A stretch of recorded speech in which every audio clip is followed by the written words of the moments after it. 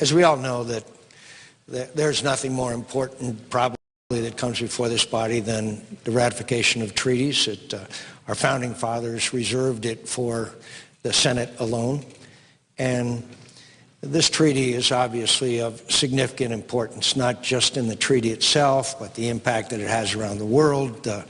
The allegation, there's certainly something to the allegations that are made, or comments that are made, that this could affect U.S.-Russian relations. And I think that the senator from South Carolina and you and I and every member of this body is very aware of the absolute importance of this treaty, and for us to make the decision strictly based on the merits or demerits of this treaty.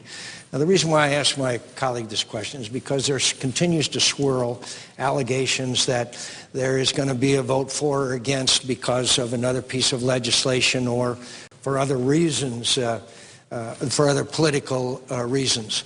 I reject that allegation, and I wonder if my colleague from Arizona does as well. I know that every member of this body is making the judgment on this treaty, on its merits, in their view of its merits or demerits, and its importance to the future security of this nation. And I wonder, and I hope my colleague from Arizona, that I clear that up, and I hope that my colleague from Arizona will too.